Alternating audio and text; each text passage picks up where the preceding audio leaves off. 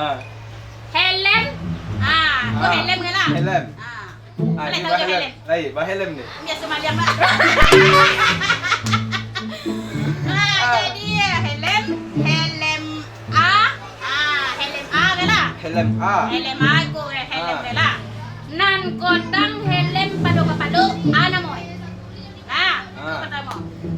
Kodang lo kapalo pado helm. Ana moy. Itu yang kedua dia ni. Iya, nya sama je deh. Si dia ni dia orang happy dah inyoy tu ni abika. Ajar dia. Ya pikir dulu ni sikit je, tak fikir dah dulu lo jadi dalam aku. Melasar. Ada aja bang deh. Jadi helm A tu dia ni. Tak tahu deh. Tak tahu mu dah. Nama Kalau godang helm padu kapalo, lapang namo. Ada jadi kalau godang kapalo padu helm namo Sopi. Nama satu. Kini cara dia bagi cakap. Kira nambul lah ni. Sungai-sungai yang tak beraya, laut-laut yang tak beraya. Dimaki atau tempek je ni. Sungai di mana nak beraya? Ayo. Laut mana nak beraya? Ayo. Entahlah di mana dia. Fikirlah di sini. Darat dilawan. Dimaki ni. Ini mentah. Dah beda di mana? Di mana? Tak tahu ni di mana. Ni dong alik lo dia. Di peta dia. Tu nak teka-teki.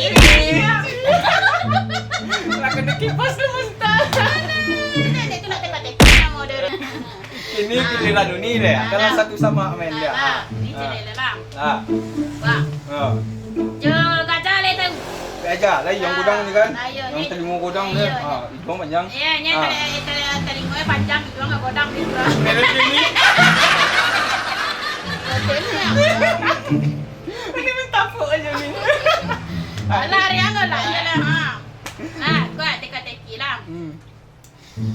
Gajah. Pak acara mamisan induk gajah jo anak gajah kalau winyo dalam padang nan godang. Itu lah. Kan induk gajah dia kan jo anak gajah mencari makan dia lah. Berkumpul sama-sama di tanah lapang itu mencari makan. Lah kan macam buah nama dia. Baju Baju nama dia induk gajah anak gajah pak gajah kan kenakan gajah etik gajah bagai kan. Atuk gajah kan. Atuk gajah bagai kau dari situ boleh. Jadi Allah ya. Jadi baca kowe mamisan dan godang re jalan kene. Bisa baca kowe mamisan ne. Bikala di jalan. Mamisan nan gajah. Godang. Jo kene. Jalan kene. Baca dulu Baca ko. Ni le tahu ni jo.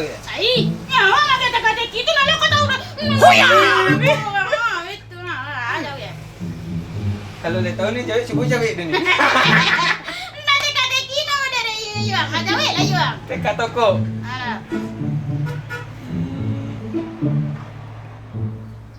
So lihat dari ukuran badannya ni. Sembarang aja lah, pokoknya baca kau misalnya godang jalan kene itu. Ini ada tanya ya, tanya ya. Ada bela. Ini pemominan ni. Kalau ada kau jalan dia. Ngoku mo. Ngaku. Ya ngoku. Nak tahu deh. Nak tahu dah. Jadi tahu lah tahu Baca we mamisan gajah nan godang juga gajah nan kene dah kalau dia bercampur lah. Biaya.